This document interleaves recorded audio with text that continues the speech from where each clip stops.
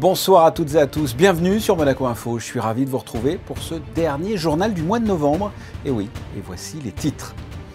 Plus 85% de chiffre d'affaires sur le dernier semestre à la SBM par rapport à l'année dernière, mais moins 24% par rapport à il y a 2 ans alors que nous ne vivions pas cette crise sanitaire.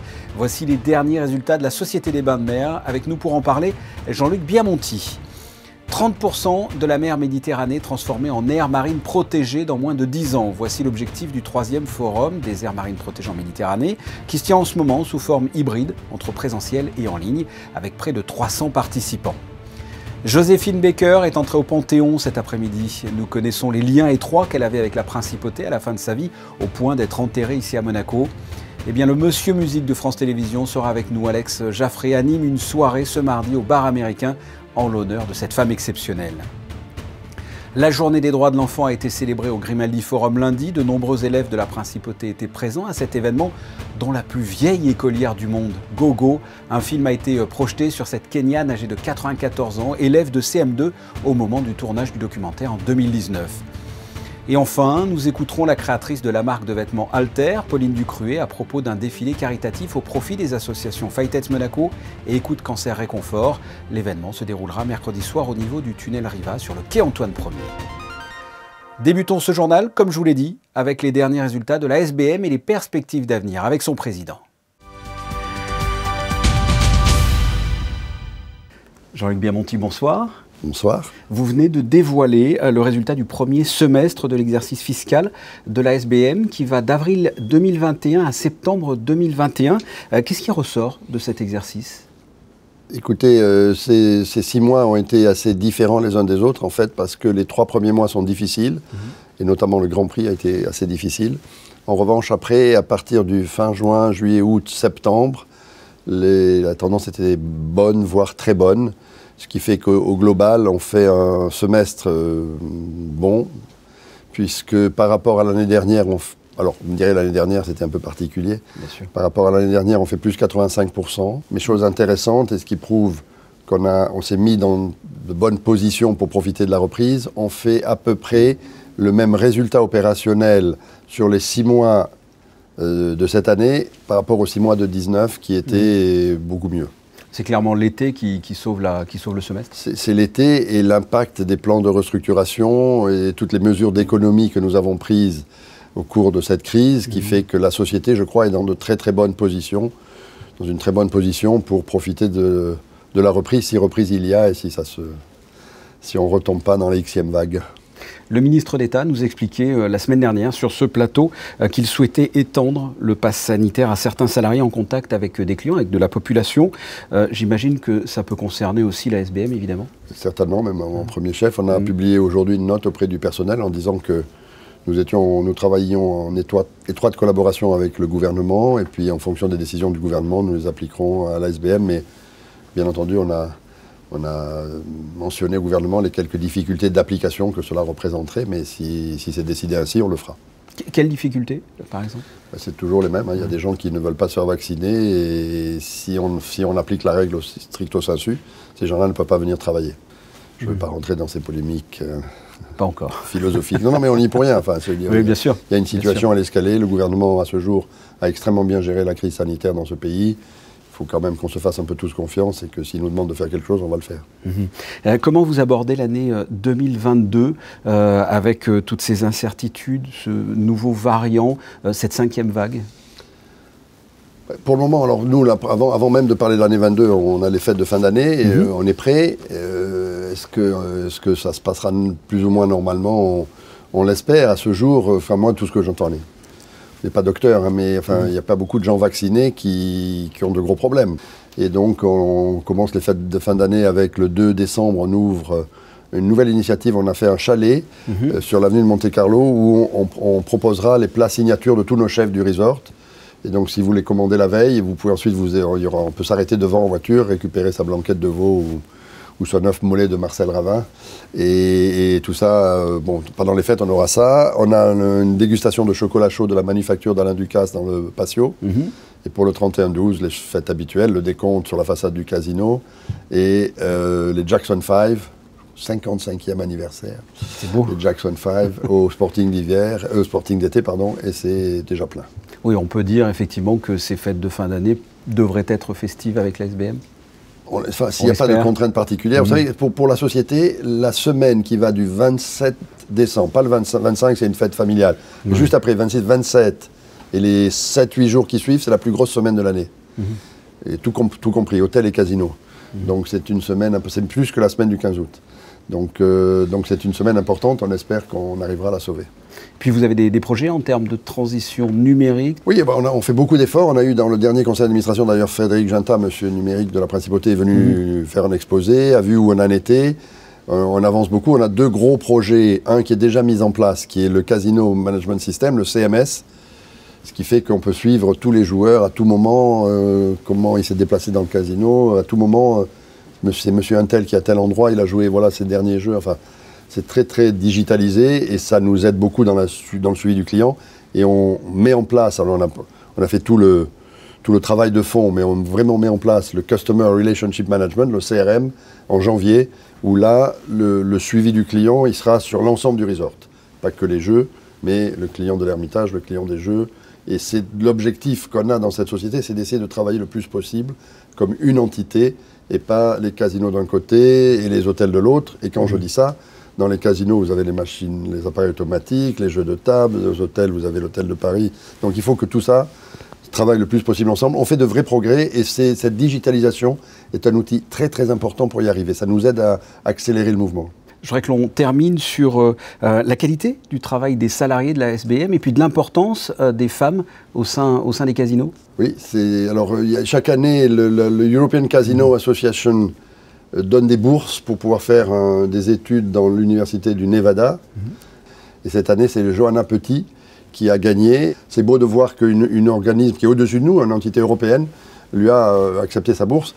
Et puisque nous parlons des jeux, je vous donne une autre information importante, c'est que on avait dit déjà que nous ouvrions une école de jeux pour se préparer à l'été prochain, puisque vous m'avez parlé de l'année 22, on espère que l'année 22 sera très bonne. On a besoin de plus de croupiers.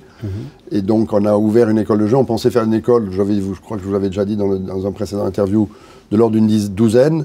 Et là on a eu beaucoup de demandes, on a des candidats qui nous semblent d'une bonne qualité. Et je pense qu'on va, enfin pas je pense, on a décidé d'augmenter la taille de l'école et on fera une école d'une vingtaine de candidats. Voilà donc pour l'année 2022. Jean-Luc Biamonti, merci. Merci.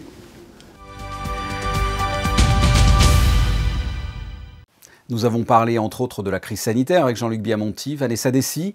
Comme chaque semaine, le gouvernement princier communique les chiffres relatifs au dépistage. Un chiffre qui a plus que doublé par rapport à la semaine dernière. Bonsoir Vanessa.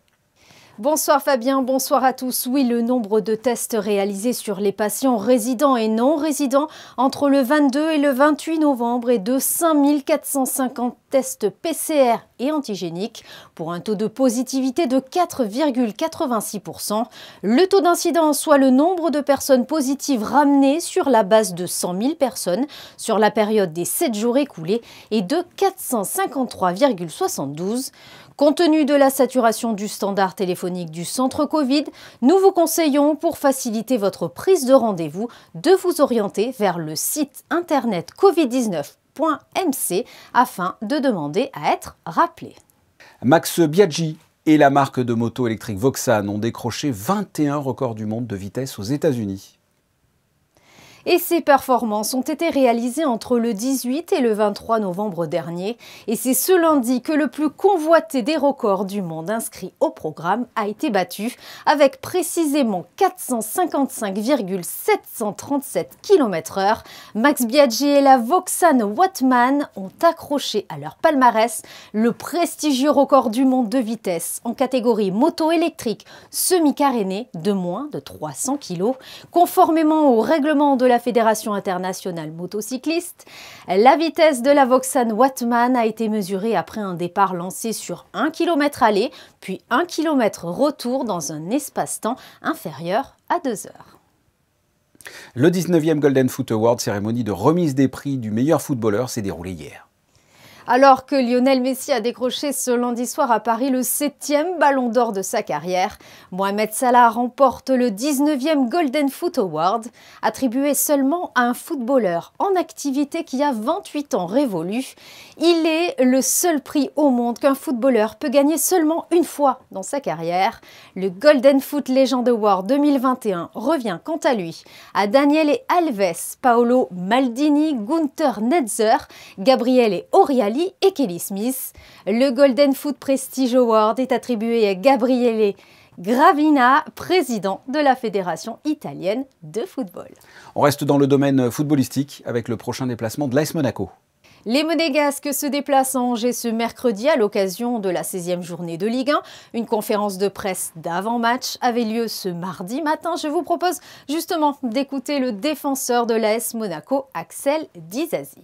C'est vrai qu'on est tous très déçus du résultat face à Strasbourg. Donc, dès demain, il faudra se rattraper à Angers, qui n'est pas un adversaire facile. C'est une équipe qui tourne très bien en ce moment, et c'est toujours difficile d'aller prendre des points là-bas. Chaque match, on va prendre les 3 points. Donc, si vous faites le calcul, vous aurez le nombre qu'on veut avant la trêve. On veut grappiller des points, des places au classement. Donc, à nous de mettre les ingrédients, même si ça va pas être facile, parce que les équipes qui sont devant nous tournent bien aussi, mais on doit se concentrer sur nous-mêmes. Chaque adversaire n'est pas non plus stupide, donc voilà, et je pense qu'on est étudié, et à nous de contrarier cela. Et le coach, c'est une personne très intelligente, donc avec son staff, il nous donne toutes les billes nécessaires pour pouvoir déjouer les plans de nos adversaires.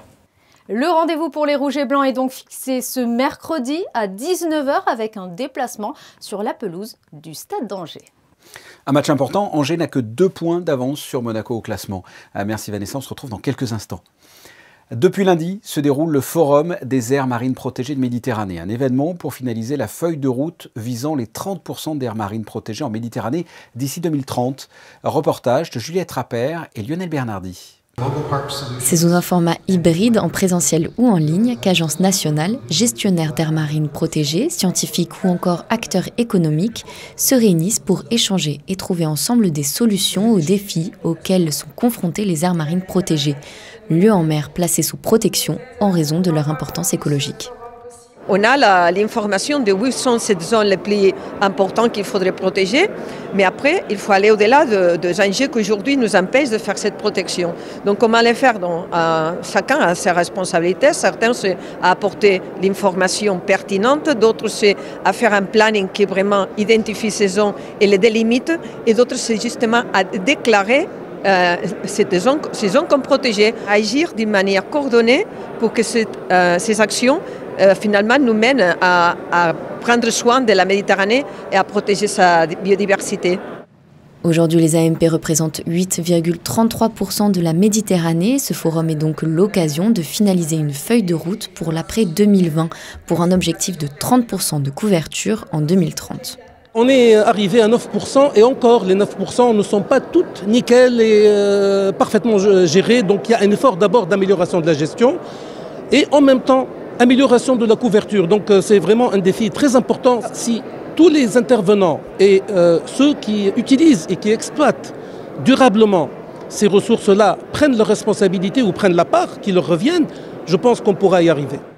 La cérémonie d'ouverture s'est déroulée au musée océanographique en présence de son Altesse Sérénissime le Prince Albert II, fervent défenseur des océans. Elle est entrée cet après-midi au Panthéon, même si sa dépouille restera logiquement en principauté. Joséphine Baker a marqué l'Hexagone dès la fin des années 20, au départ avec une carrière de danseuse de music hall. Joséphine Baker était également une résistante, une militante pour les droits civiques. Eh bien, nous recevons pour parler de cette grande dame qu'était Joséphine Baker, le monsieur musique de France Télévisions. Alex Jaffray, bonsoir. Bonsoir. Un bel hommage est rendu à Joséphine Baker à Monaco ce mardi soir au bar américain. Parlez-nous de cet hommage auquel vous participez. D'abord, j'ai été très touché par cette invitation et deuxièmement, ça m'a permis de rentrer d'aller un peu plus profondément dans la vie de Joséphine Baker. C'est une vie de roman, c'est un truc incroyable. Enfin, je veux dire, évidemment, on connaît tous la ceinture banane, son implication pendant la guerre, etc. J'ai deux amours, mais moi je ne savais pas qu'elle avait tenu un discours à côté de Martin Luther King à Washington. Enfin, des histoires incroyables. Franchement, c'est une vie de roman. Et qu'est-ce que vous inspire justement Joséphine Baker? Qu'est-ce que vous avez envie de me raconter à propos de ce personnage?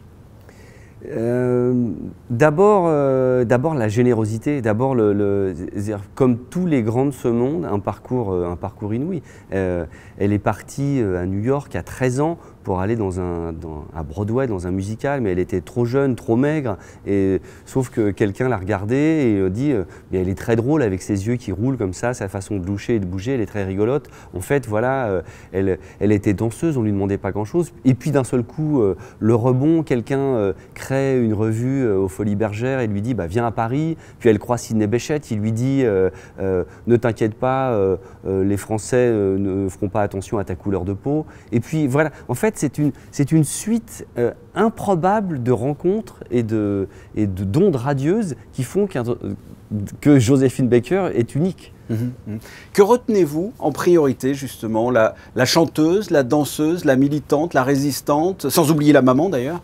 Je dirais la maman, cette envie d'avoir justement cet univers, cet arc-en-ciel.